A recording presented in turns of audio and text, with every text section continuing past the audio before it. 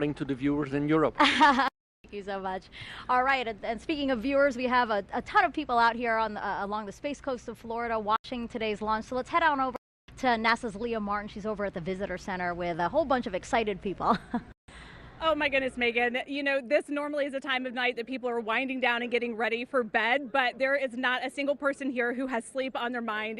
Everybody is so excited on the edge of their seat, trading stories, talking about previous launches and being excited for this one. And I'm actually joined here by three women who are thrilled to come out and watch tonight's launch.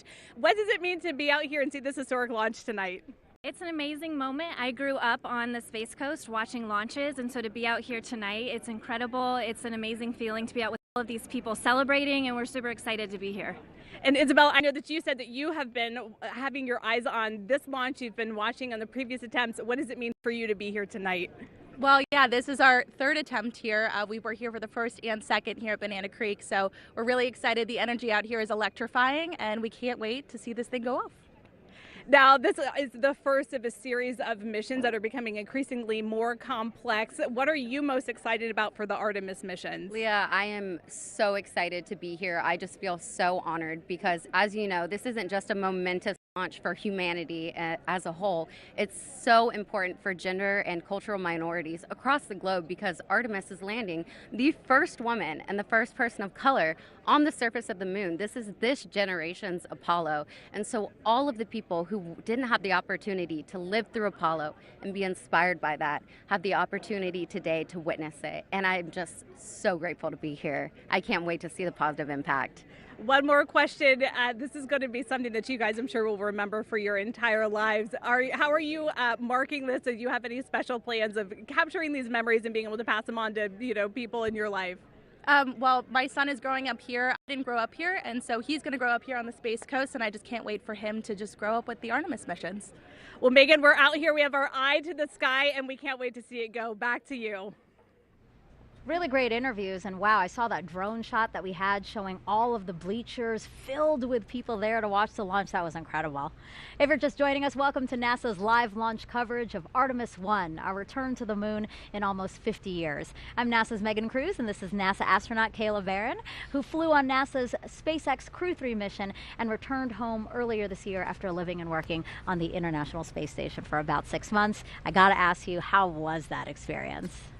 It was incredible. We had such an amazing time up there. The Expedition 66 crew was awesome. I've been saying since I got back that we're the happiest crew in the history of the space station, and nobody's been able to really challenge me on that yet. You guys look very happy in that photo. Oh man, we were just like a family up there executing an incredible mission. Some amazing science experiments. We got to do 3 spacewalks. It was just, you couldn't have planned a perfect first mission for me, Matthias, and Raja, and of course our veterans up there, Mark and Tom. It was amazing. We had an incredible time. Yeah. Wow, look at that photo of you in the cupola. That is amazing. Yeah, the views are beautiful. It's just like every time you look out the window, it takes your breath away. Wow. And now here you are at valuable insight into Artemis I. This is our third opportunity to launch NASA's brand new Space Launch System rocket and Orion spacecraft. This is an uncrewed flight test to pave the way for future crewed missions, starting with Artemis II. And Kayla, you could be chosen to fly on some of those future missions. How does that make you feel? Honestly, it's a little unbelievable to me. I could barely imagine what it'd be like to go to the space station until I did it.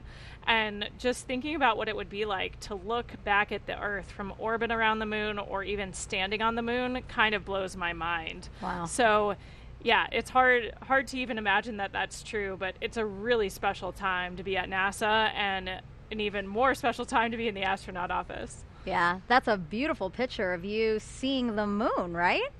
Yeah, that's sort of a moon spotting adventure there. I've got binoculars. One thing that's really cool about seeing stars and the moon from orbit is you're not looking at them through the atmosphere. So you get these very clear views. Oh. And the moon is always super spherical. You never get these sort of slices that look kind of up there. You see it in 3D, it feels like. Wow. So yeah, I think we all sort of fall in love with the moon from space in a whole new way. Yeah.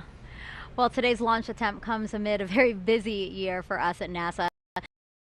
Launches with SpaceX, Crew 4 4 in April, you're seeing there, and Crew 5 last month.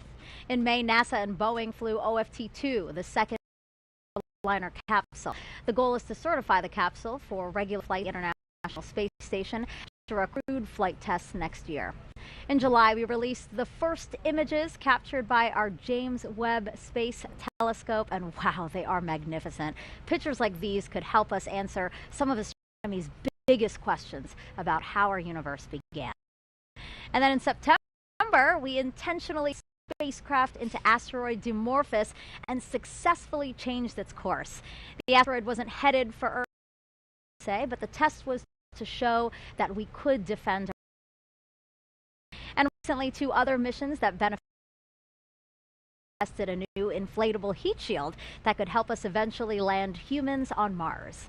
And just 2 days arrived at its orbit around the moon. The small satellite launched from New Zealand in June and will now test the unique Lunar Orbiter space station there. You heard of Gateway. Now, Kayla, what do you think about all that NASA is accomplishing? I mean, those are all just examples of why it's such a cool time to be part of human space flight and the larger space program. We're learning so much, not only about our home planet, but our galaxy and the universe. Like, those James Webb images just capture my imagination every time they release a new set. Yes. And so it's, we have a lot going on excited about right now. I hope people are following along for it, because it is truly great, and we want people to share along with that. So, all right, 1 hour, 6 minutes and counting from liftoff of Artemis I. Let's head back to the Launch Control Center with Daryl Nail. Yeah, thanks, Megan. And so we get an update for you now. The Red Crew, of course, completed its work on torquing down the bolts for that replenish core stage hydrogen side. And now we are back in replenish for core stage hydrogen, which is good news. Looking to work on that stage. To the NASA test director, they just informed the NTD that they can start getting back the flow on the upper stage as well. It went into a stop roughly around 10 Eastern time after a leak was detected. You can see the core stage status there. Liquid oxygen side is in stable replenish for the core stage and the upper stage of the rocket. Over right, we've lost some hydrogen to a stop that allowed some to boil off during about an hour or so, while a Red Crew was sent out the launch pad to make repairs.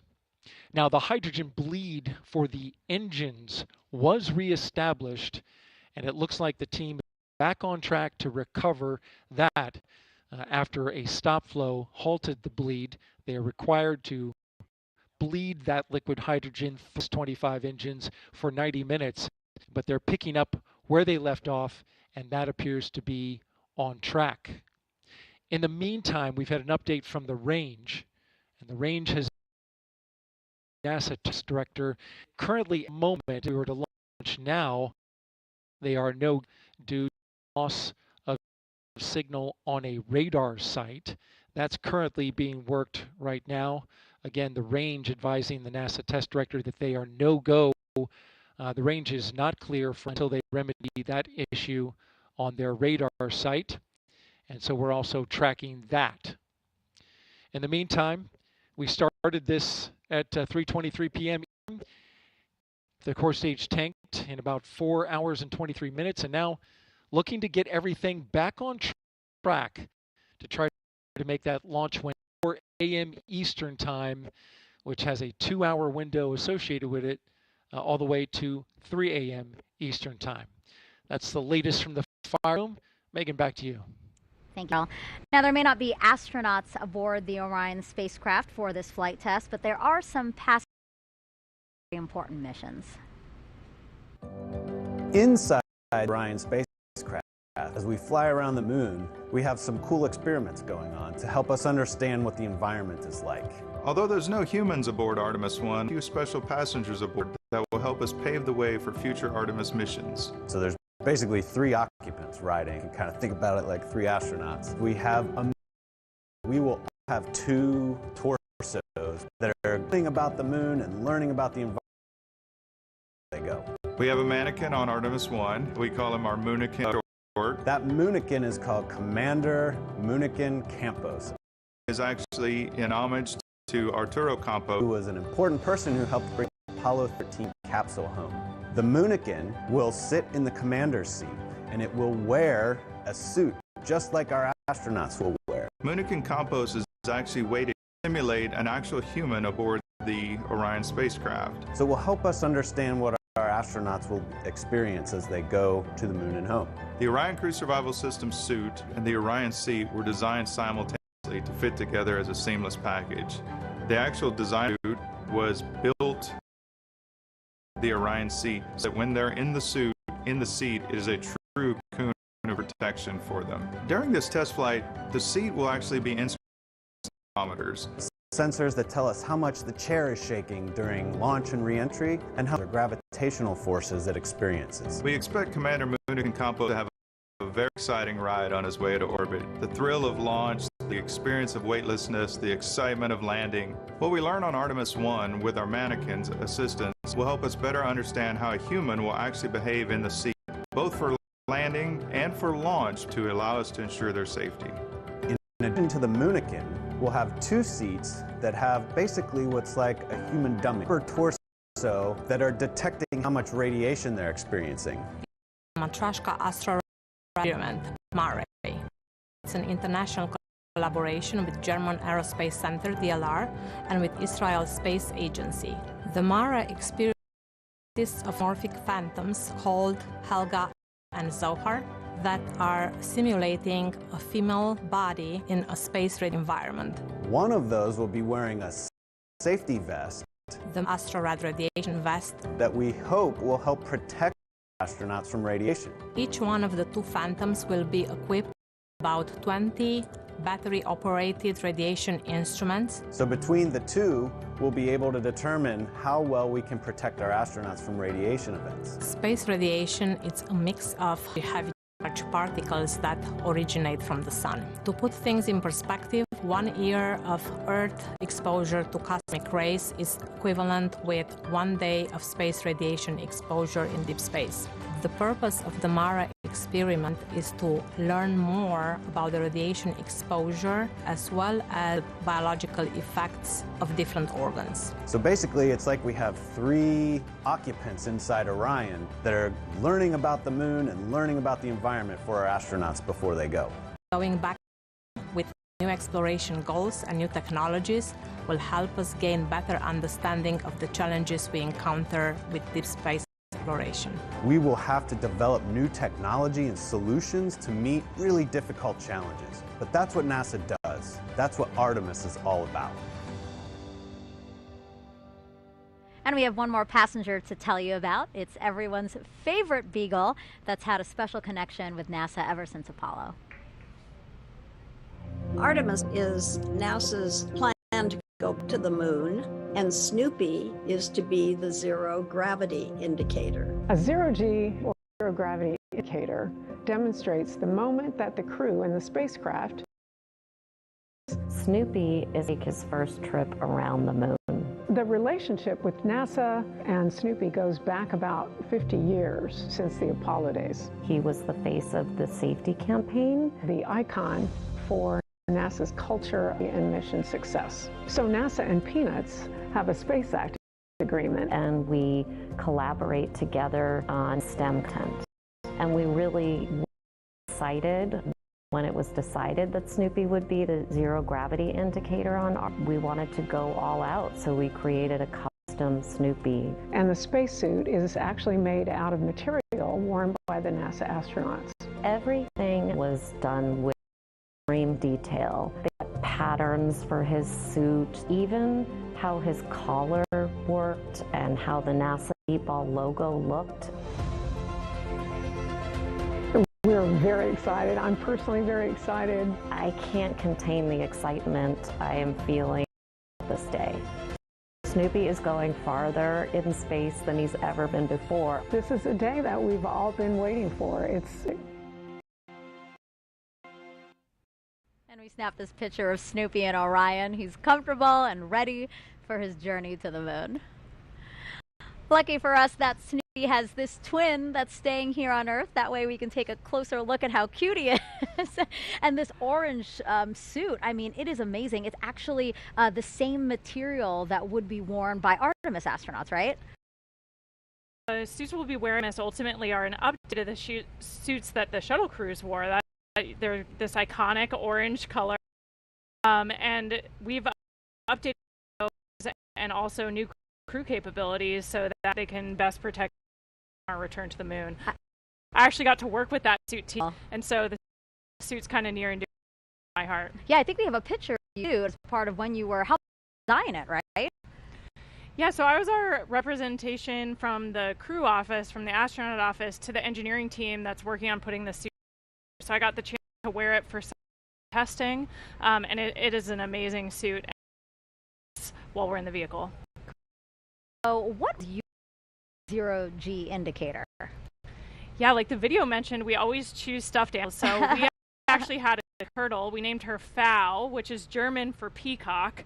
And we chose that because Raj and I are from the turtle training class. So we thought it would be fun to have a sea turtle, their zero-G indicator. But we wanted to have a nod to Matthias, who is a German astronaut. So that's why we gave her a German mom, who's from the peacock class. So she's peacock colored, and it kind of worked for everybody. I was about to ask, I was like, wait, why is it German for peacock, but it's a turtle? Yeah, exactly. Now I get it. Was, diplomacy, crew diplomacy move. Now I get it. So we had turtle, we have Snoopy here. Why is it always toys? I think the tradition goes back to crews taking stuffed animals from their children and sometimes flying the stuffed animals of their kids. And to this, when a crew selects a zero-G indicator, but they're convenient because they're nice and soft. So if you're allow something to be around in the capsule, you want to make sure that it won't hurt the crew or any of the equipment. And they're cute. I mean, yeah. Come on. Who doesn't want a mascot? Makes you smile, yeah. Absolutely. Well, NASA's workforce has changed over the last 50 years. For Artemis I today, women make 30% of the launch team. But when we first stepped on the moon with Apollo 11 in 1969, take a look at this picture here. This woman highlighted near the center there, that's Joanne Morgan, and she was the only hiring room. She now has a special message for the Artemis generation. Hello, I'm Joanne Morgan, and I am so excited for Artemis I. This flight test will bring new knowledge to people on Earth, and I'm thrilled to see such a diverse team at the LCC making it happen. One is a difference today than when I was on console for Apollo 11. I was totally focused on doing my job and never thought about being the only woman in the room.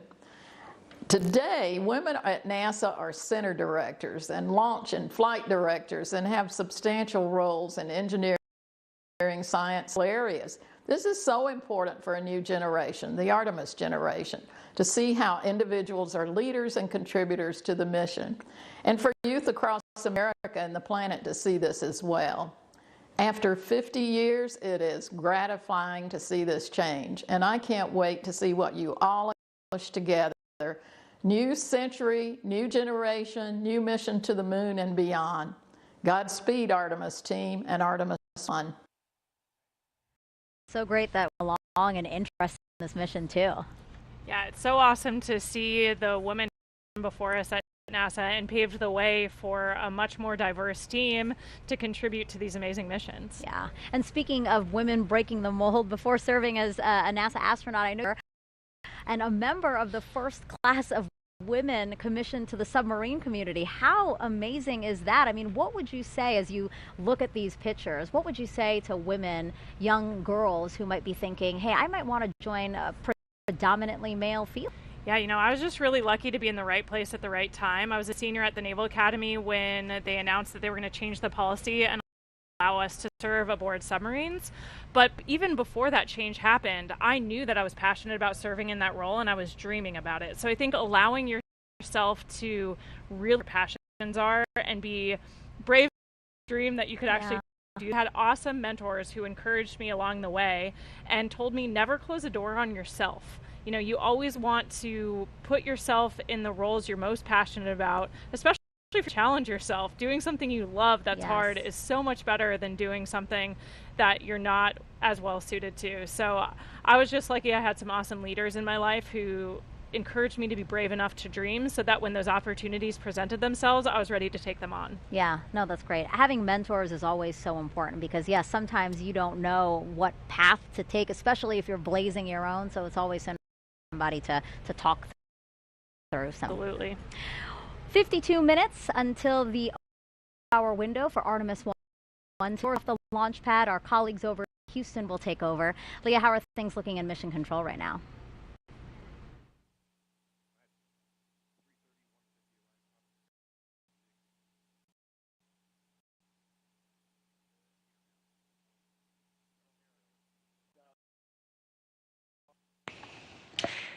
Hey, Megan, I'm here now, and thanks for joining us again. Control room here at NASA's Johnson Space Center. So you might be wondering why Johnson Space Center will control the flight of Orion after liftoff, even though it's launching at Kennedy Space Center. And that's all about how our flight control centers are designed. Launch control is at Kennedy, while mission control is in Houston.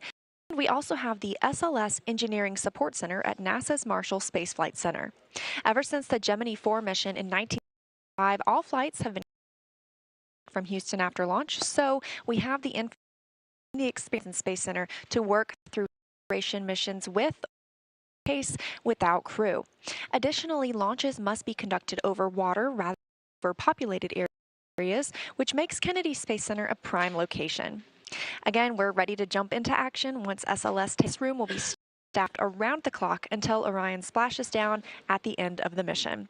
We're excited today with Artemis I throughout the program, but for now, we'll turn it back over to you, Megan and Kayla. Now, the fully stacked SLS and Orion system was rolled from the vehicle assembly to the launch pad. About 2 captured this video of the hour journey. It took a special transporter and a special team of people to make it happen. Hear from them what it's like to shoulder the weight of this moment. The crawler transporter is it's a machine that goes and picks up the SLS with Orion. It's basically the cornerstone of the mobile launch concept. Without the couldn't transport launcher and vehicle from the VAB to the pad or the pad back to the VAB. And it was designed and built for the Apollo program to move Saturn V's to the launch pad. Since then, we've modified it and used it to move the entire shuttle program. And after the shuttle program, we did extensive modifications, and now it's used to move Artemis to the launch pad. The crawler is 136 feet long from end to end, 14 feet wide from to the engine of the truck. It weighs 6.6 million pounds. It has the power to do 2 miles an hour, but you never want to go that fast. Generally, we're around 0.83 for SLS. Artemis will be one of the heaviest loads we've ever carried and one of the tallest loads we've carried. I am exceptionally proud of our team. They're very talented, they're very committed, and they're just all around good team. I think any problem that crops up or anything comes up, we'll fix it and we'll get moving again. And again, it starts right here with the crew. So if we do our job and everybody else does theirs, man, we're going to have a successful launch. We're going back to the moon. This is going to be just fantastic. Such an impressive team, and the crawler is a certificate from the Guinness Book of World Records. Yeah, it's pretty cool getting recognized for the heaviest self-powered vehicle in the world. 3,106. It's amazing. Amazing. I know. We were just talking about how awesome the crawler is. I mean, it was retrofitted. It was created in the Apollo for the Apollo missions, and it was updated, modified for shuttle, and now it's been modified for Artemis. It's really an amazing machine, and the people who keep it maintained and operate it, like, I'm so glad that we could feature them today. Absolutely. All right, so we are 48 minutes and counting again from that opening of the 2-hour window we have today. Kayla, if you thought you were excited, you have got to check out this video here.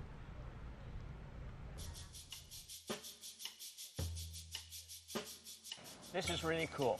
We got some children that are on a bus, and they're going to come here to the vehicle assembly building, and the administrator and I are going to jump on the bus and surprise them. We're going to give them the opportunity to come in and go up the elevator with the rocket. This is so cool! Look at that thing! Whoa, that's awesome! Hey guys, would you like to see a moon rocket? Because it is the future of our country, indeed the future. And we saw what our space program does for science and technology and engineering and mathematics. We saw that in the Apollo generation. All right, guys, what do you think?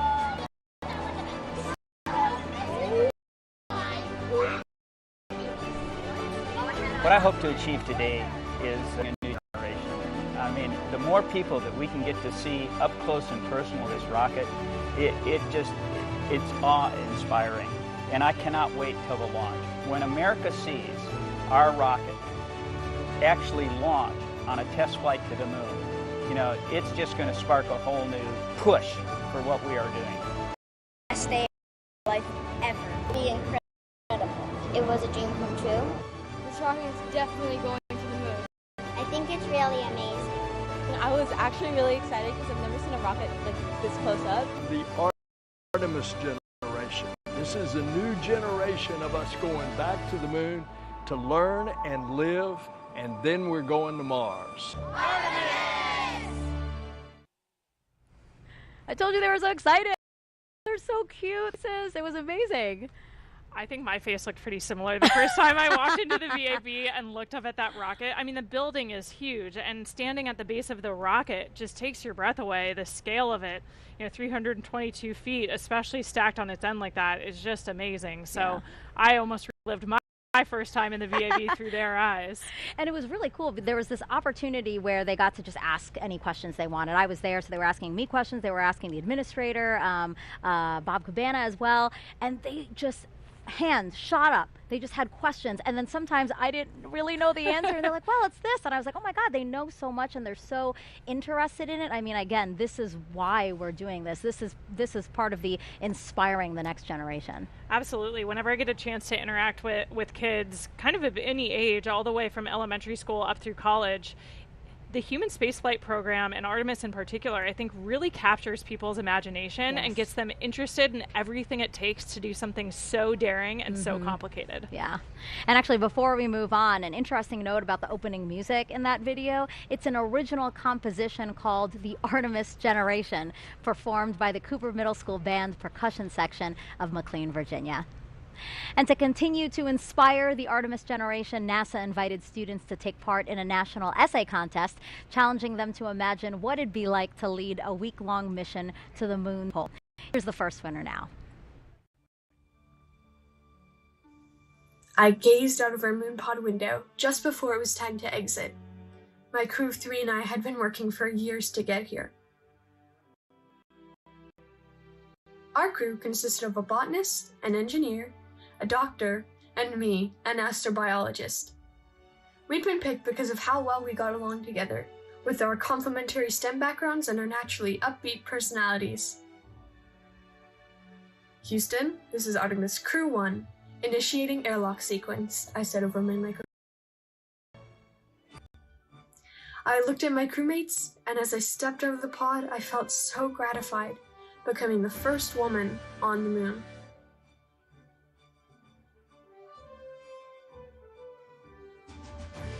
Our purpose was to set up a moon habitat containing the 4 things needed to keep a crew safe: oxygen and clean water, a waste disposal system, the veggie project for food, and a protective outside shell made of regolith and mycelium. We will build it over the next week, and it will be used by astronauts for years to come. Embarking on this incredible adventure, I couldn't help but be grateful to be given this opportunity to lead the most remarkable crew and to know that I was a part of the Artemis generation.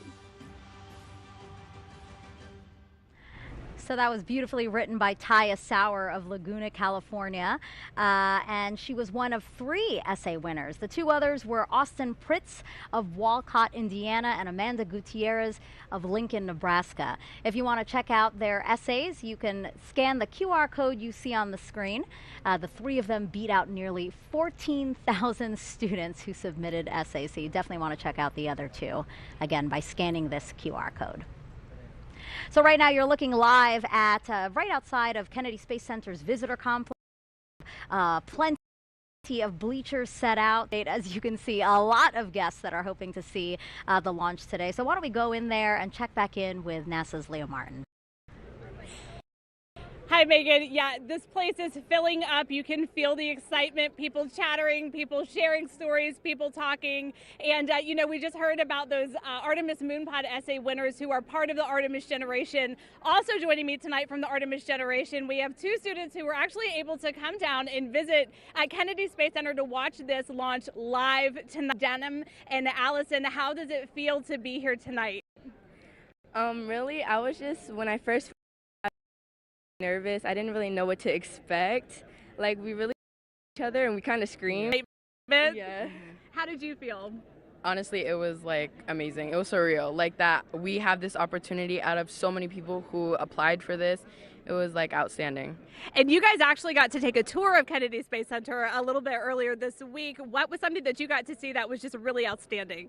I think it was the shuttle experience, like how it is when the rocket ship goes on up with people in it. It was honestly really fun doing it and learning like how they feel at the moment.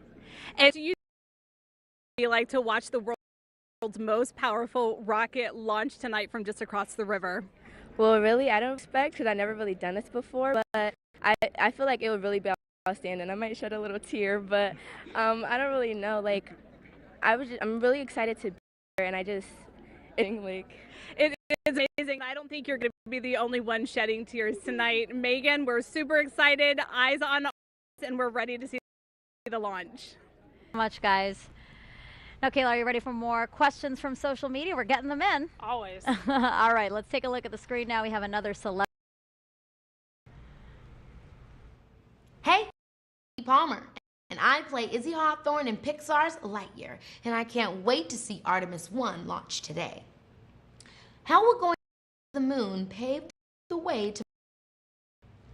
Yeah, what an awesome question for tonight. I mean, the return to the moon is going to give us a chance to test all of the capabilities we need to operate on Mars. Mars is really far from home. It's going to take us 6 months just to get there, and that's with ideal planetary alignment and expected advances in propulsion technology. Then we'll spend about a year plus on the surface before it's 6 months home. And so the moon is a lot closer. We can get there in 3 days. The communications delay is a lot shorter, and so we can really test our operational concepts a lot closer to home. The moon's super far away. It's 250,000 miles, but that's way closer than Mars. So it's going to give us a chance to test all of our technologies so that we know what we need to develop in order to take that next step. Yeah, we call it the next giant step for a reason. Mars is very, very far, like you said. All right, let's take another question from social media. Kayla, what inspired you to be an astronaut? You know, my journey was a little bit different than some of my colleagues. I didn't grow up specifically dreaming of becoming an astronaut. I don't know what the barrier was there. I was aware of and inspired by the space program, but I never allowed myself to dream of becoming an astronaut until I had served on a submarine, actually. I think that operational experience that's so similar to what we do in the space program, if you think about it, we're sending humans to live, work, and do something of importance in a place where people aren't supposed to be, the depths of the ocean or the vacuum of space.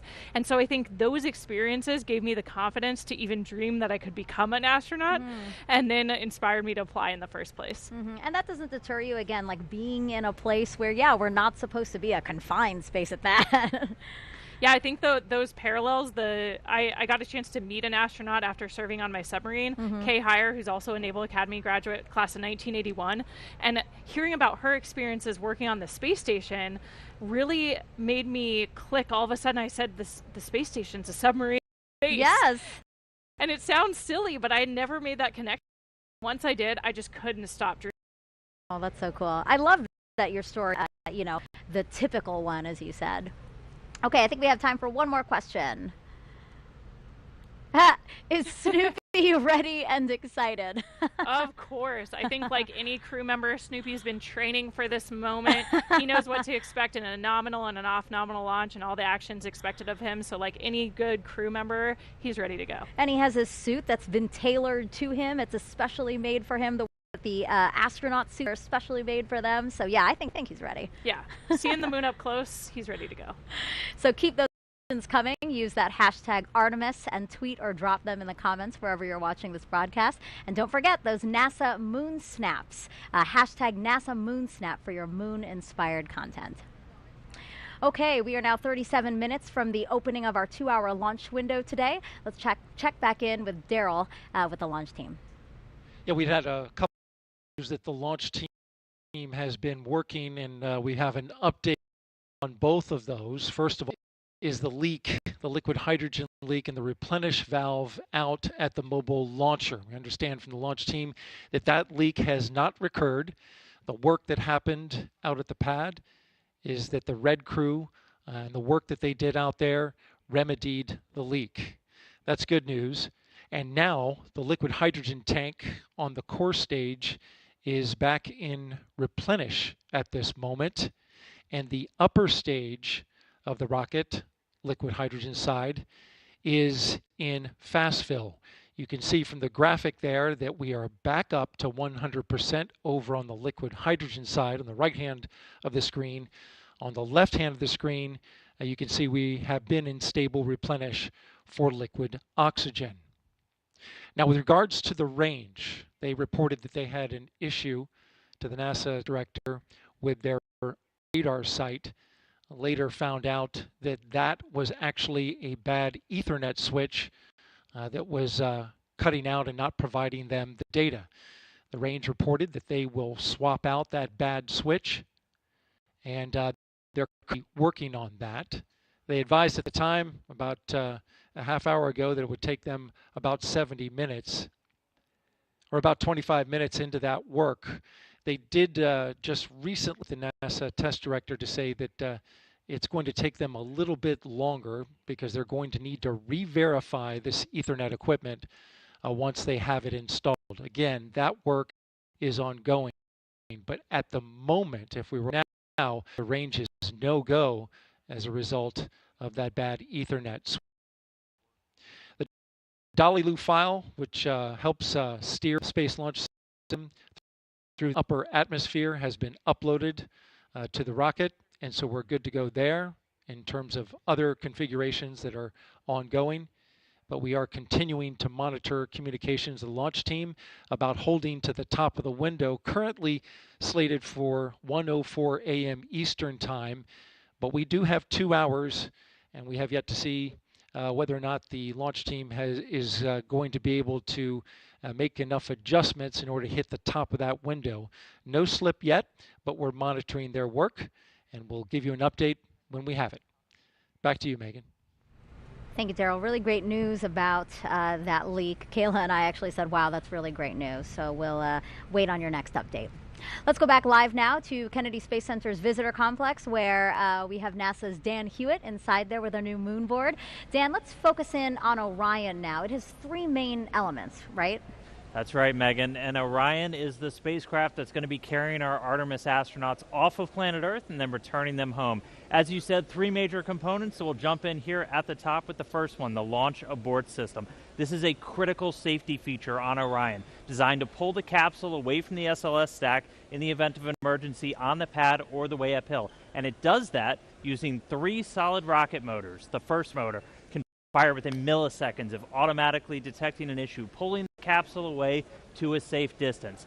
After that, the attitude adjustment motor. This one will out any rates, put us into a stable glide to fire the jettison motor. This one that will actually take the launch abort system off and allow then deploy parachutes and parachute down to safety. I will note the jettison motor, the only one that fires no matter what on a normal mission. It's going to fire enough in the atmosphere. And for Artemis I, that is the only motor on this that is active. The attitude and abort motors are inert for one. And that's all focused on protecting this, the Orion crew module. This is where you have your physically inside. In the capsule, you have everything you need to keep a crew safe, healthy, thriving in deep space. You have a pressurized environment, seats, crew displays, toilet, everything that you need. On the outside, couple of features. On the bottom, the heat shield. Remember, this is goal number one for that heat shield. It's an ablative structure made to survive that fiery reentry at the end of a mission. Along the outside, you see these small gray circles. Those are reaction control system thrusters. Orion can use that at the very end to control the yaw, pitch, and roll as it's hurtling through the atmosphere. We have windows. You need windows to look outside. 2 on the front, 2 on the sides, 1 in the side hatch, 1 up top in the very top docking hatch. Those are different layers and acrylics for pressure and thermal. We have a system, an uprighting system, parachutes, all for the very end of the mission. Third and final piece, down here at the bottom, the European service module. This has all of the propulsion assets for after S has done its job. Starting on the bottom, the large maneuvering system engine. This is the one that's providing the most thrust for all of those around the moon. 8 auxiliary thrusters, the aft to the bottom part of the service module to provide some additional push as well. And then 24 reaction control system thrusters. They can be used for attitude control, which way you're pointing, as well as small translational maneuvers moving side to side. We flip the vehicle up, we see 4 solar arrays, each one 24 feet in length, altogether generating 11 kilowatts of electrical power for Orion systems. Inside the service module, tanks for things like the system, potable water on board, and also pressurized oxygen and nitrogen, which gets fed through this umbilical here to the crew module along with electrical lines. That's also what's going to separate us at the mission. So that's Orion. It's going to be making its first flight on Artemis I. Can't wait to see it, taking those selfies around our Lunar. Send it back over to you, Megan. Thanks, Dan. That last component Dan talked about in service modded by the European Agency. Let's go for that. Thank you, Megan. In Firing Room 2 with a mentor, and joining us now is Philippe Delou, ESA's program manager for the service module. You have quite the title. Big job, I'm sure. Very glad that the European service module is powering Orion that's going to send humanity farther than ever before, getting us there. Thank you. Good evening, everyone. So yes, the service module accommodates the propulsion system that contains among the tanks and the pressurization of the system the engine, all the engines, 33 engines in total, among which the main engine, which is going to perform the burns to put Orion into the moon orbit and then back on the trajectory to return to Earth. The other engines are used for attitude correction during attitude control and during the moon. In addition to the propulsion system, the service module generates the power and the electricity to the crew module and the service module equipment so that they can operate. And the third option is the thermal control of the system. The service module accommodates radiators to reject heat, that is all the equipment and the crew that will eventually be in the Orion. Finally, not on but on future Artemis mission, it will have tanks to store the crew consumable, the water, the oxygen, and the nitrogen. Right.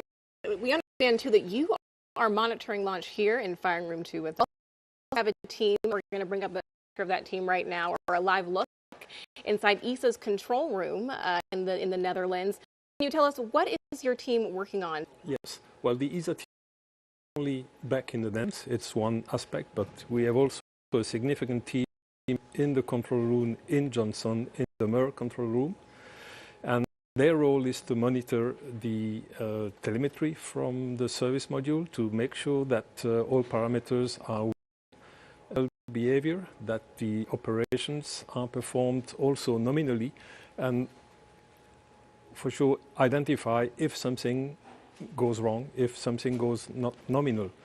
And if something non-nominal is identified, then they will have the role to support the NASA team to troubleshoot the anomaly and prepare the recommendation to be brought to the mission management team for a decision on how to operate the vehicle forward.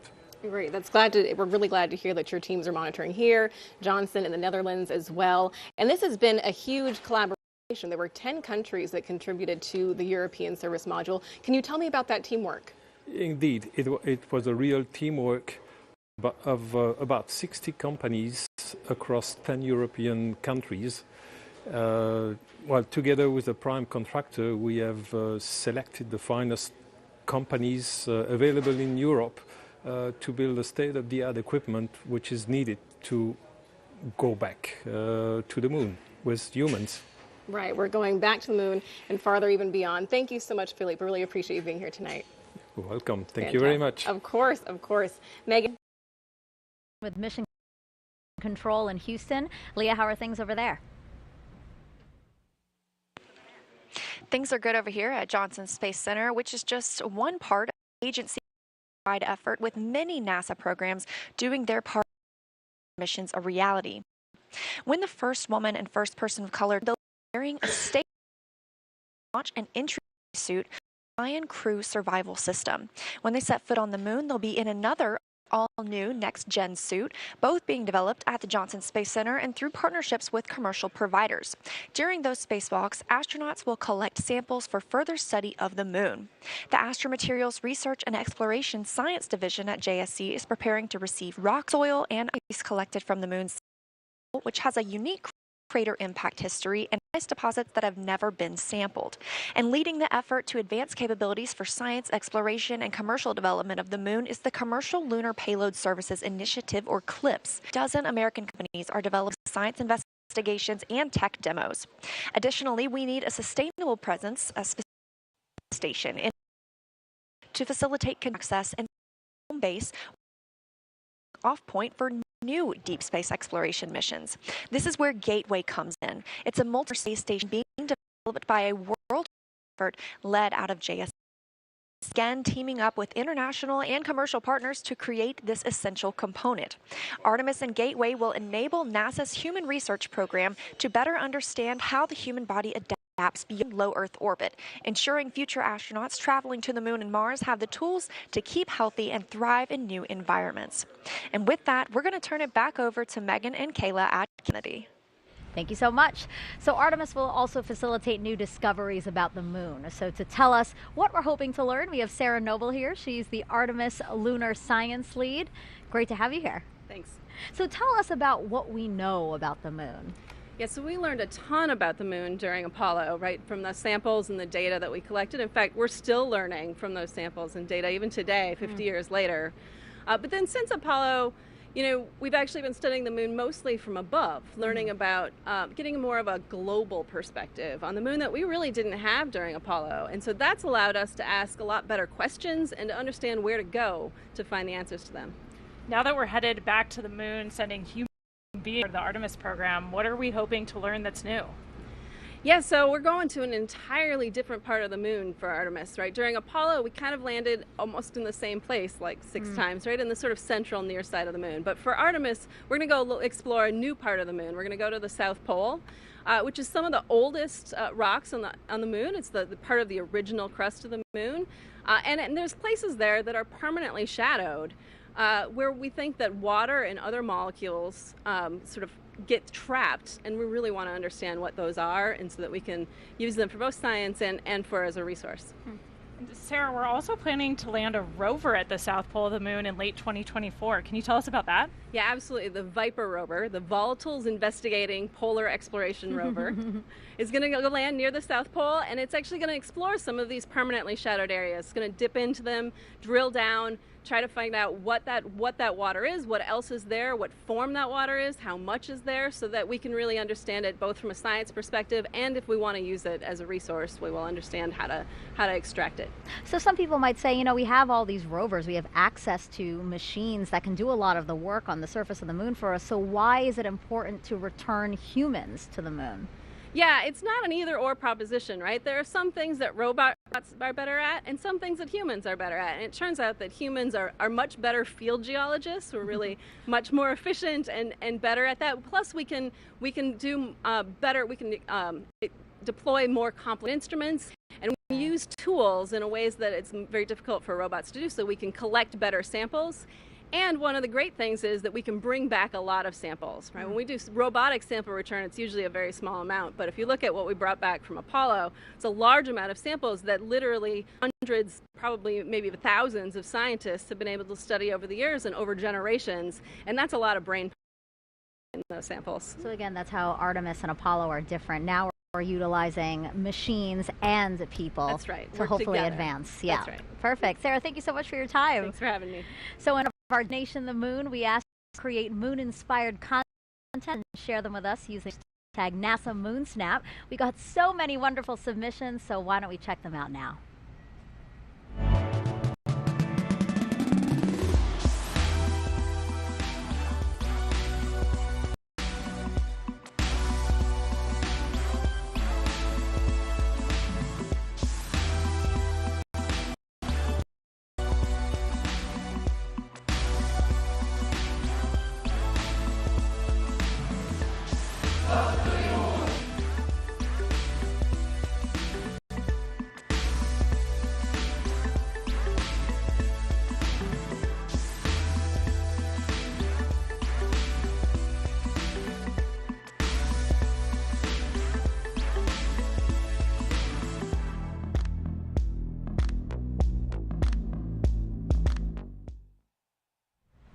That was a really cool look at all the different kinds of creations, recipes, and also art, and it was great to see what people submitted. Yeah, it's awesome to see the creativity out there and how people are engaging with this mission in so many different ways. Yeah. So I know that you didn't submit it yet, but you did create a moon snap, so to say. So why don't we take a look at that picture? Yeah, this is one of my favorite pictures of the moon that I was able to take from orbit.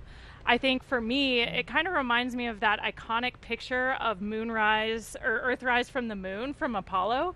And it's kind of that in reverse. I think there's something about seeing the moon from orbit around the Earth that makes it seem a little bit easier to imagine what it'd be like to have that view from the moon looking back at our home planet. Yeah, you should definitely submit that because that's an amazing photo. Did you take that yourself? Yeah, out of the cupola window aboard the Wow. space station. Wow, the resolution's great. The cameras we have up there are incredible. Yeah. It's awesome. So I haven't taken a moon snap, so I had nothing to. So how do you feel about creating a moon snap with me? Let's do it. All right, well, take that, if you don't mind lifting it up, and we're just going to snap a photo here. Oh, lighting. Perfect. So I just created a moon snap. I love it. I'm going to share it. And I guess it's just to encourage people to really get involved in this mission. So we will continue to share those photos. So again, if you have a NASA moon snap, just use that hashtag. Okay, Artemis I comes amid a busy year and here at NASA. Some of the highlights include 2 more commercial crew launches with SpaceX, Crew 4 in April, and then Crew 5 last month. In May, NASA and Boeing flew OFT-2, the second uncrewed flight test of the Starliner capsule. The goal is to certify the capsule for regular flights to the International Space Station after a crewed flight test next year. In July, we released the first images captured by our James. My, those are really beautiful, fascinating photos, and they're going to really help us answer some of astronomy's biggest questions about how our universe began. And then in September, we intentionally slammed the DART spacecraft into asteroid Dimorphos. Boom! And we successfully changed its course for Earth, but the test was to show we could defend our planet. And recently, 2 other missions benefit the Artemis program. We tested a new inflatable heat shield that could help us eventually land humans on Mars. And just 2 days ago, Capstone arrived at its intended orbit around the moon. The small satellite launched from New Zealand in June and will now test a unique lunar orbit for a future space station there. Artemis I heralds a new era in the history of human spaceflight. It marks a pivotal next step in humanity's return to the moon, ushering in a new generation of astronauts, technology, and research. This critical flight test sets the course for a bright future at the moon. It represents our ability to safely send Artemis astronauts and critical hardware to lunar orbit. Humanity will experience Artemis in different ways than we did Apollo. We will explore new areas of the moon with 21st century materials, technologies, systems, and operations. Gateway will be humanity's first space station to orbit the moon, built with next-generation technology. Gateway will not only provide a outpost for future lunar expeditions, it will also serve as a station for landers, experiments, and supplies. Starting with the core power and habitation elements, Gateway will grow with increasing capability as international partners contribute new habitat and refueling modules, observation windows, external robotics, and more. Gateway will enable longer stays and more science to be conducted on and around the moon than ever before. And one day, it will help set the stage for missions to Mars. A highly skilled, diverse core of astronauts will be selected for Artemis missions, including the first woman and first person of color to step foot on the moon. Aboard Gateway, the crew will conduct exciting research from their unique deep space vantage point. Gateway will also be a transfer station for astronauts to board innovative human landing systems that will ferry them to and from the lunar surface for exciting scientific expeditions near the South Pole. Once on the moon, Artemis astronauts will use expertise in fields like biology and geology to conduct groundbreaking research in modern spacesuits using advanced tools. They will drive new rovers to investigate the lunar terrain and unlock some of the greatest mysteries of our solar system. Artemis I cements our capability to send astronauts and cargo to the moon for years to come. We're going back to the moon. We are Artemis.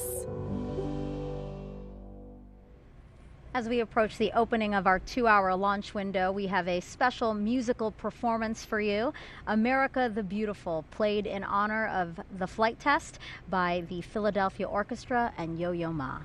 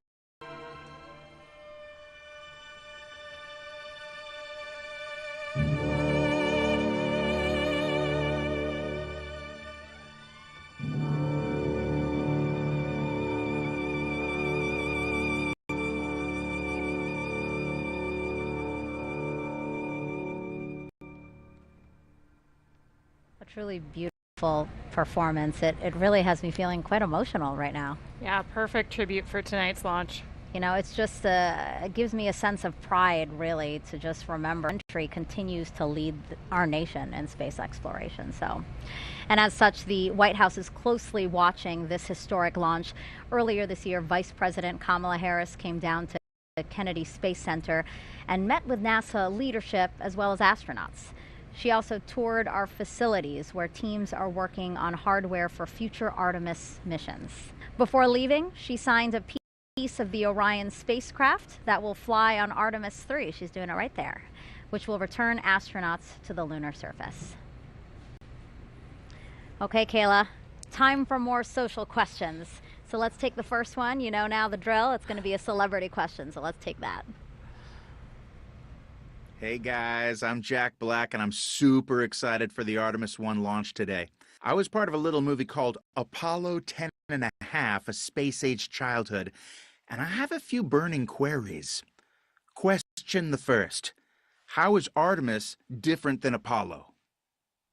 Artemis is different than Apollo because we're returning to the moon, but this time we're going to stay. So rather than a short visit where we can do some amazing science, but it was pretty limited by these short visits, kind of a small area of the moon, we're going to the South Pole and we're going to learn how to live there long term. So we're going to be building habitats, we're going to have rovers, we're going to have all of this infrastructure on the moon supporting scientific discovery, but also that next big step. I love cities also take part and ask questions, because it really shows that this is something that's captivating a lot of people. So that was really fun to see Jack Black. Also, query the first. That was fun. All right, let's go to the second question. How does it feel in space?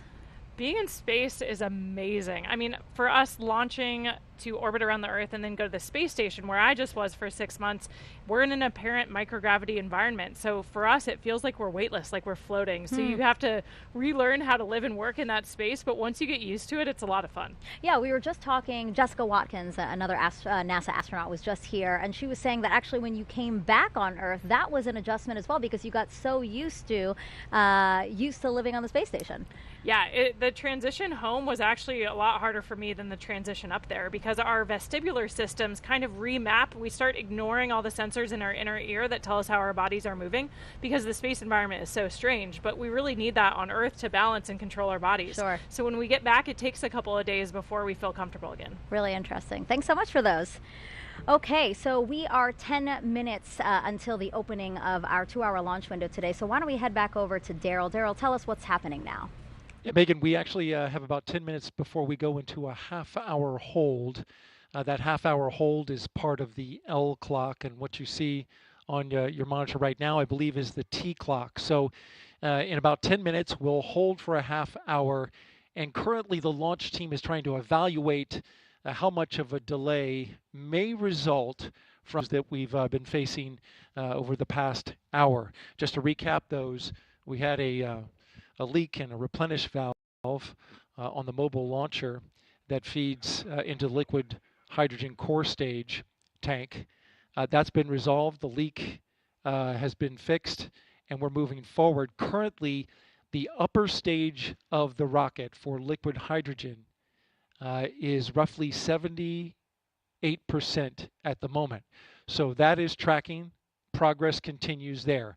The core stage has been topped off, and now both liquid oxygen and liquid hydrogen are 100%, along with the upper stage of the liquid hydrogen side of the equation. So we're just waiting on the complete tanking of the upper stage liquid hydrogen. In regards to the range issue that we had, we just got an update from the range, the 45th Space Wing officer reporting in to their that the Ethernet switch has been replaced. This problematic switch took down their ability to see radar from one of their assets, which is key in getting acquisition and signal for the flight termination system if it were to be needed. Of course, this is a critical system that has to be tested before we can launch. So at the moment, we're looking still at a 1:04 a.m. Eastern Time. But it is pretty clear from the work that is ahead that it looks like we're going to slip into that window. How much exactly, we don't have an accurate calculation from the launch team as of right now. But of course, we're anticipating that. So for the moment, you see on your clock now, we are in the T-minus 10-minute hold. We just entered that. And now roughly we're looking at 28 minutes to resume terminal count. The launch team will assess what work needs to be done, how that syncs up with the range getting back online with their equipment, and then we should have a new T0 for you soon. That's the latest from Firing Room 1 here at the Kennedy Space Center. Megan, back to you. So things are obviously still very dynamic. We're going to come back to Daryl as much. Now, to understand where we are going, we have to know where we have been. To do that, we spoke to some of the special few who walked on the moon and those who sent them. We choose to go to the moon in this decade and do the other things, not because they are easy, but because they are hard. Because that goal will serve to organize and measure the best of our energies and skills. It's been 50 years since we've been to the moon, and we've got a great program called We're Going Back. The Apollo program was a test for the American people that you can do what you set out to do. All it took was turning to it and making it happen. We are go for a mission to the moon at this time. Engines on 5, 4, 3, 2. All engines running. Launch commit. Liftoff. We lift off 49 minutes past. I think the characteristic that I remember most of the Saturn V was the noise. The noise was enormous and it was almost impossible.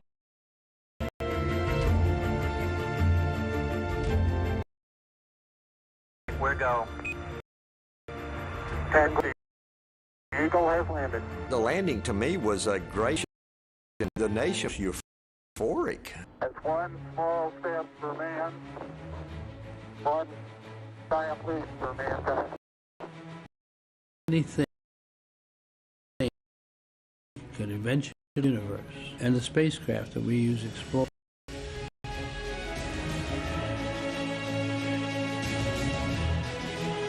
We are a nation of explorers. During Apollo, we were on national TV literally every day because doing something visible that Americans could see and they could feel and say, look what we are doing. And I believe Artemis is going to come up and say, look what we are capable of and what we are doing now.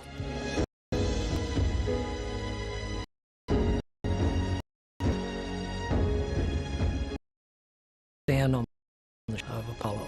They're going to have the eyes of the world on them when they start down this trail. The science of spaceflight is one that will continue to inspire, going to generate knowledge, more communications, more computer technology, more sophistication in manufacturing that help us in everyday life. We have that is ready, a generation with that technology, a generation with the education. Artemis sets the future.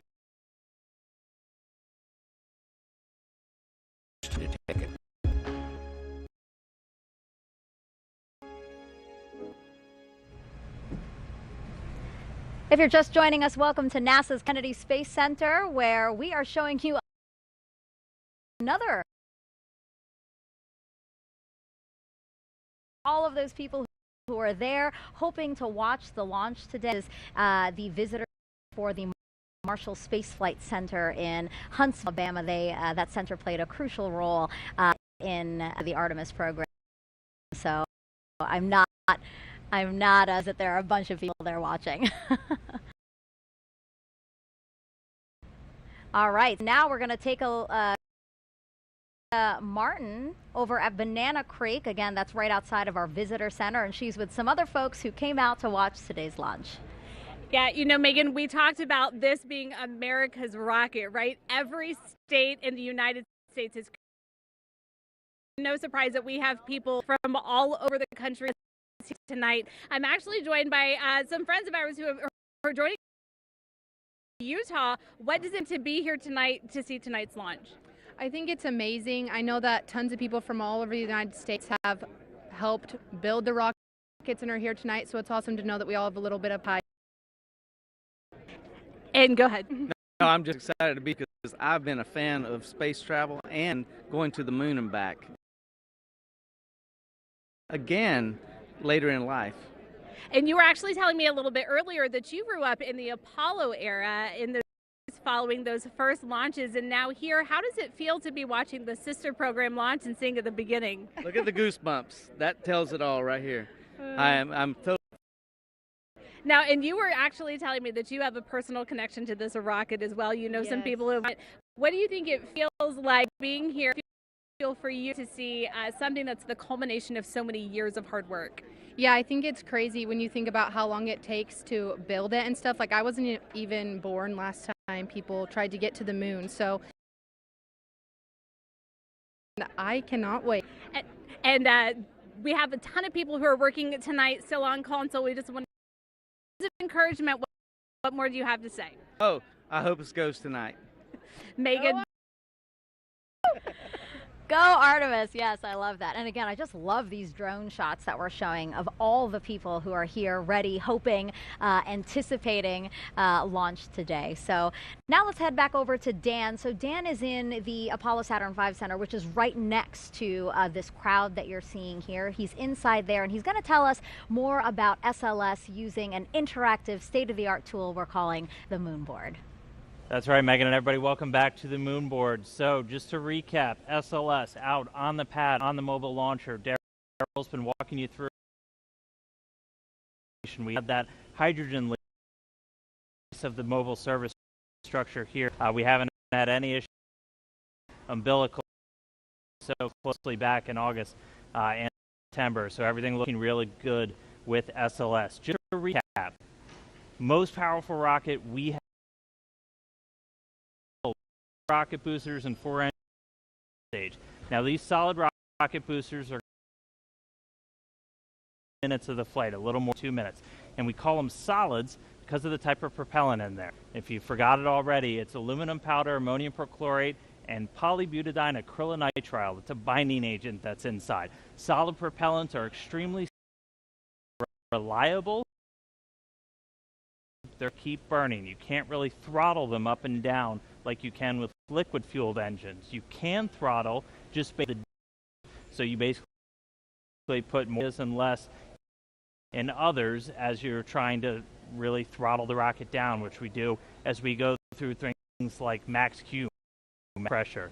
And just a reminder, they can steer, they can here, gimbal just really direct, and they're providing the steering. SLS is making the flight uphill, and more than 75% of the thrust with those two firing at the same time.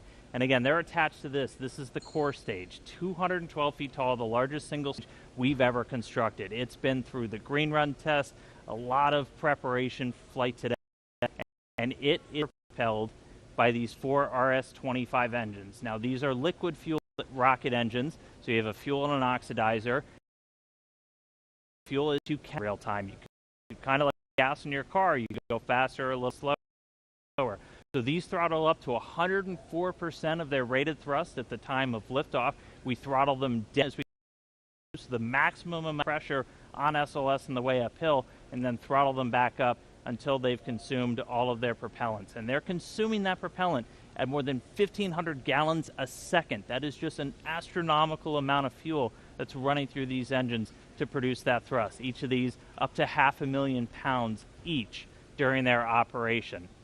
And of all the different components, we've got this engine block section down here. You have all of the associated plumbing, everything to feed those propellants down to these engines. You also have these 2 attachment points here, and that's where we actually tank the SLS rocket. So a lot of focus on those in the previous attempts. They've cooperated spectacularly so far today, and we've been able to this core stage. And a reminder, you have a fuel, about 500,000 gallons right here of liquid hydrogen, and then an oxidizer. You need need the two together, and then an ignition source. That's what gives you your reaction, your thrust, your basically controlled explosion that then comes out of those rocket engines. So fully tanked, these are cryogenic fuels, hundreds of degrees below zero, so we've got a spray-on insulation across the entire vehicle. As it's sitting out there in the Florida air, it's a little bit warm tonight. Keep those hundreds of degrees below zero. It takes a lot of energy to do that, so the less you have to use to keep them cold, the better, which is why we have that insulation. So we're going to be seeing SLS take flight for the first time tonight as we clear all of those final issues. Again, this is going to be one heck of a show when this launches into the night sky. So with that, send it back over to you, Megan. If you're just joining us, welcome to NASA's Kennedy Center for live launch coverage of Artemis I. I'm NASA's Megan Cruz, and this is NASA astronaut Kayla Barron. It's been great having you these past 2 hours. It's been so awesome to be here for this historic launch tonight. So right now we are awaiting a new T0. The launch team had to work through some issues, and they're doing a great job at working through those issues. So now we're just waiting to see a new T0, since we had been aiming for the top of the launch window, which opened does open at 1:04 a.m. Eastern time. Now today is a big deal. Apollo 17 in 1972 was the last time humans stepped foot on the moon. That the rocket you see right there behind us, illuminated in the darkness there, is the first step back towards getting us to the moon. Now, Artemis I is the first integrated flight test of NASA's deep space exploration systems. That's the ground systems here at Kennedy Space Center, the Space Launch System, or SLS rocket, and the Orion spacecraft. We will send an uncrewed Orion spacecraft farther beyond the moon than any of the Apollo missions before it. For Artemis II, Orion will have astronauts on board as it orbits the moon. Then future Artemis missions will land and first person of color on the surface of the moon. So Kayla, why do we want to go back to the moon? The moon is a super interesting place to study. It can tell us a lot about the Earth, its own formation, but also more about our solar system. And we also want to return this time in an international partnership for a permanent presence on the lunar surface that'll teach us everything we need to know to travel onto Mars. Mm-hmm. And what about for you? I mean, you have the possibility of maybe being selected for those future missions, because the Artemis program can choose from any of you guys, any of the NASA astronauts.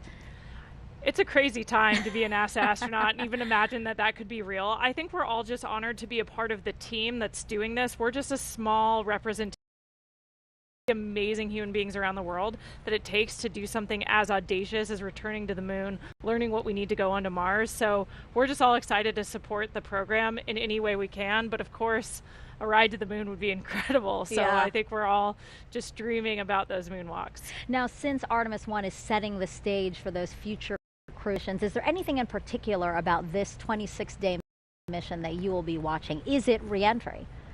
Yeah, you know, we've mentioned that a few times throughout the broadcast. Re-entry is a really important part of the flight, of course, and the heat shield, we're interested in seeing how it performs in real life. We tested it on the ground, but Orion's going to be coming in faster and hotter than any human-rated spacecraft in history. And so we really want to see how the heat shield performs and make sure all the systems can keep the crew safe for that dynamic event. Yeah, we'll all be watching for that too. It's not just about the launch, the 26 so we'll be watch over the entire mission. Our workforce now is very different from what it was during the Apollo era. When Apollo 11 launched, there was only one female engineer in the firing room. Today's launch of Artemis I is led by NASA's first ever female launch director. Take a look at how she and other women across NASA are shattering glass ceilings. When I was a little girl, I wanted to be an astronaut, a scientist, a doctor, a fighter pilot. When I was a little girl, I wanted to grow up to be strong and independent. When we were asked to draw a picture of what we wanted to be when we grew up, I drew an astronaut standing on the surface of the moon. All I thought about was when I was going to get to NASA. It's a huge honor to be NASA's first female launch director. To be the launch director for Artemis, NASA has so many wonderful women pioneers, so many heroes to me.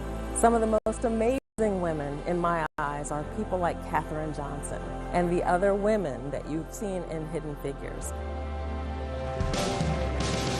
Sometimes it's difficult to believe that I'm on this side in this blue flight with all of the other astronauts, representing this iconic image that had so inspired and excited me my entire life.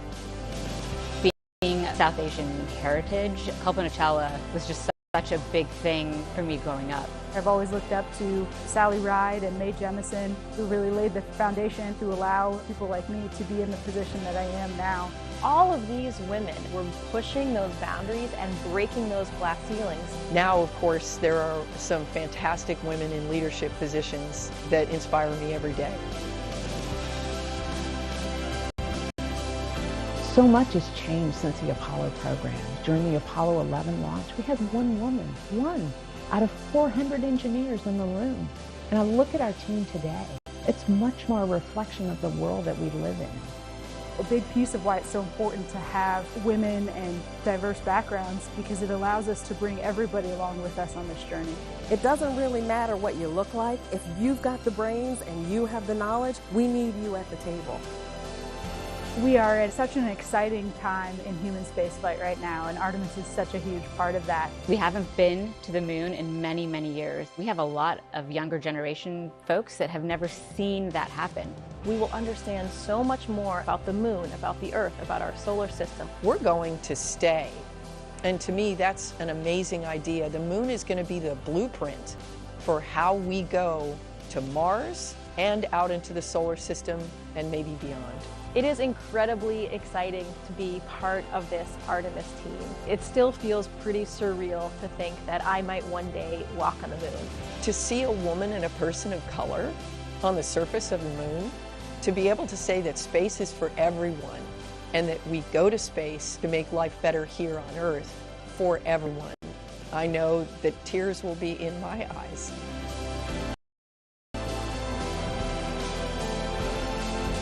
My message to women and girls out there is to find your passion, whatever that is. Don't let anyone tell what you can do or can't do. Only you can realize your dreams. Space is for everyone. And if me being in this role helps to send that message, I think that's a great thing. And I just actually feel like a woman at NASA. I just been at NASA. The women of NASA are Artemis.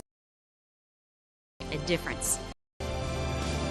I am NASA's Spacewalk Office Hardware Manager. I'm the Program Scientist Biology. I'm the Director of NASA's Johnson Space Center. I am Artemis. I am Artemis. 私は Artemis です。Yo soy Artemis. Us some Artemis. Anna. Je suis. Ich bin Artemis. I am Artemis. I am Artemis. I just love the way that that video ends with you and all these other women saying, I am Artemis. What do you think so powerful to just hear those three words, I am Artemis? Why does that resonate so much? I think it just represents how far we've come since the Apollo era and how we take advantage of the incredible diversity our country has to offer. Having seats at the table for everyone, you know, space is for everyone. You heard that a few times in the video, and I think we're proving that out every single day in our work, not just at NASA, but with our international partners. I think it's so important to our ability to succeed on these really complex missions. Yeah, I thought that was a very powerful video, and I'm glad that people got that message, young girls in particular. Another person who you saw in that video is Pam Melroy. She's a former astronaut and NASA's deputy administrator. So why don't we head over to Jasmine Hopkins, because Pam is there with her now. Thank you so much, Megan. Yes, I'm honored by Pam Melroy, NASA deputy administrator. This is just a fantastic night. And we just saw that powerful video with you among so many of the great women here at NASA. What is so important about us now being ready to send, you know, the first woman, the first person of color to... Loved that video. Just inspires me. So many of those women are my friends, but also they're just such fantastic engineers and scientists and just so many roles at the agency. I've always thought one of the strongest teams that you could ever find is a family, and families have men and women, and so our teams are stronger, I think, when we have that balance and that diversity. So that was exciting. But for me, I was a part of the Apollo generation, and I was very inspired by, you know, Neil Armstrong and Buzz Aldrin and Mike Collins on Apollo 11 and all the Apollo astronauts. I just cannot even imagine the inspiration, though, for a little girl. I mean, it never occurred to me that I wanted to be an astronaut, but of course there were no women astronauts then. I think what's going to happen now with the Artemis generation is that that first woman and the first person of color is just going to have a huge impact on the next generation. Right. We are just watching with bated breath, and I know that it's going to mean so much to little kids to look up to them. And we understand, too, this is a huge, when we launch Artemis, it's going to be a global accomplishment. We have the Artemis Accords, which are helping us make sure we explore peacefully. Can you tell us more about those? Yeah, it's really important, actually, especially because unlike in Apollo, where it was actually just a few countries that had the capability to go to space, now those capabilities are proliferating throughout the world.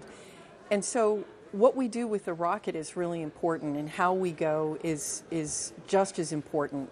And how we go is as teams and with our partners and with a sense of the responsibility that we have as we go do it peacefully, scientific purposes, and responsibly. Right. Pam, you have a great sense of teamwork, and this is definitely not our first time. There's a lot of things that go into testing out a first time. There's actually dynamic on right now, so less compared to other first times. Shuttle. Well, I can do even better as a test pilot. Right here. In fact, the amazing thing about this is so first flight of a first aircraft, you actually taxi it out to the end of the runway and then run and check all the data off once, go around the pattern and come back and land. This is a little bit like taking off and going to fly a full mission on your very first flight of an aircraft. And so everything has to be right. So this compares it's very similar to the experiences that all new rocket developments have, where, it's not just about learning the hardware, that's a big piece of it, but it's also about gelling that team together and your procedures and how you're going to deal with issues that come up, because they will come up. They always come up. Exactly. And you have that experience as a test pilot, but also as a former astronaut. In that video, we saw you getting your induction into the Astronaut Hall of Fame, which is pretty cool. So what is your perspective, or what advice do you have for the Artemis astronauts, those ones that are going to maybe set foot on the moon? Oh, well, they don't need my advice. I'd love to elbow them out of the way and go to the moon. They are fantastic. I'm so proud of astronauts. I was just talking to Jessica Watkins, who just came back for is prepared, ready, and excited. And I think they're really excited that we're putting science front and center in the Artemis program too. We're going to learn so much of the system from the moon. And so I think the astronauts are really excited about doing that hands-on, and they are ready to go. Right. Beginning, then we have Artemis 2 and on. We're learning so much. What do you think about this just forward movement that we're making right now? Well, it's really important. This campaign is actually part of a multi-decade effort that we're doing right now, which is really with the goal of creating a blueprint for how we're going to explore humans and do science throughout the solar system.